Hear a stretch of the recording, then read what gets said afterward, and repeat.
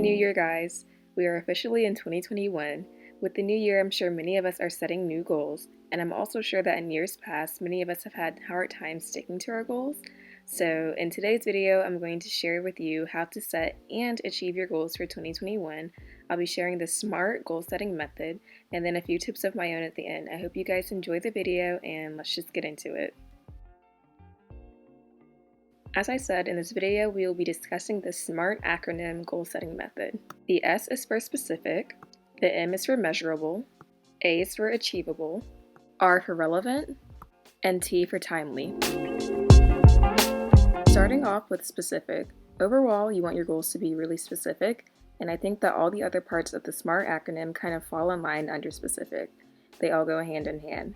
So you want to really narrow in on your goals, make them really focused instead of too general. This will give you a better idea of what exactly you need to accomplish and how you can get there realistically. So say for example you want to learn a new language or make more money or save more money.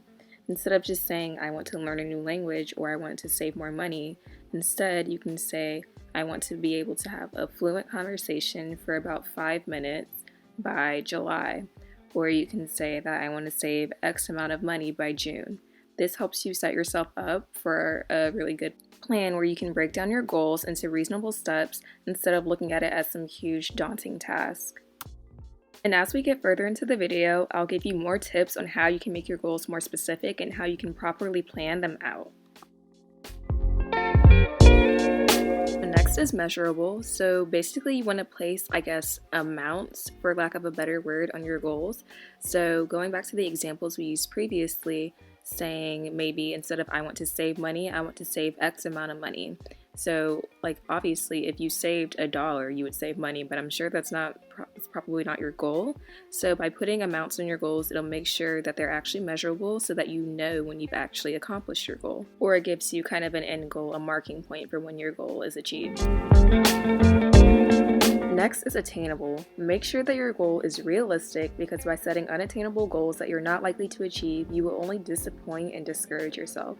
But also, you don't want to set goals that are too easy, and though you might accomplish them, it might set you up for a fear of setting challenging goals and taking healthy risks in the future. So really you have to try and find a nice balance. Try to set goals that are both challenging and realistic so that they'll be both possible to achieve while also making you feel genuinely accomplished. The language, don't just say I want to learn 10 new vocab words for the whole entire year. Instead, maybe say I want to be able to have a fluent, well-flowing conversation for 5 minutes by a certain month. Set relevant goals. Set goals that align with your overall plans and desires for life. Try to avoid setting goals that are too scattered. This can help keep you from getting too overwhelmed. Also, when you select your goals, make sure they're things that actually matter to you. Don't set a goal just because you feel obligated to or because you see other people setting them. Choosing goals that really matter will keep you from wasting your time, and if they're things that are important to you, it'll feel less like a chore or an obligation and more like self-development, and it'll make it more fun, therefore increasing the likelihood of you achieving your goal. For example, if your goal is to be a doctor, maybe you could reach out to a clinic or your doctor's office and try and shadow at least one doctor this year, or you could try and attend a summer camp or a seminar or some sort of thing that is focused around medicine. Or maybe if you want to start a baking or an art business, your goal could be to sell a certain number of pieces or make a certain number of cakes or anything like that. But make sure you choose quality over quantity. You want to make sure that your goals are time-bound, and by this I mean to put a deadline on your goals.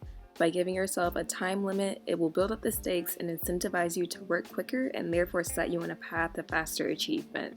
So, like I said, with learning a new language, maybe say you want to be able to have a 5-minute conversation by a certain month, so maybe June. And when you say you want to save more money, or you want to save a certain amount of money, maybe you want to save that money by June. Setting a deadline kind of gives you that point where you're like, okay, I need to have my goal achieved by this day or by this month. It builds up the excitement and kind of pushes you to actually work towards your goals. Okay, so now onto my personal tips for you guys. The first one I have is for you guys to write your goals down. This will serve as a constant reminder of your goals, which will help you stay accountable and make you more likely to achieve them and actually work on them. It doesn't matter if you do it on paper or digitally, on your phone or your iPad or whatever you choose. It doesn't really matter. All it is just serving as a little reminder and that extra motivation that you may need from time to time. Here I just wrote down a few examples of my goals. Next is to set a plan of action. Break down your goals into smaller steps, and by setting them into these smaller steps or goals within your larger one, you will give yourself sort of a game plan that you can follow. With everything mapped out, it will make your goals seem less daunting and give you an idea of all the steps you need to take towards achieving your goal. For example, for me, when it comes to practicing Portuguese, I can do Duolingo for 15 minutes every day and try to have a 5-minute conversation with a person who's fluent at least once a week. And I've also made similar plans for my SAT and monetization goals. Have checkpoints. Set times where you will sit down and review your progress towards achieving your goals. This can help you determine if you are on track to achieve your goals or whether you need to adjust your strategy. It can also serve as motivation to see how far you've come. And lastly, don't forget to reward yourself along the way. Personally, I like to watch Disney Plus and Netflix.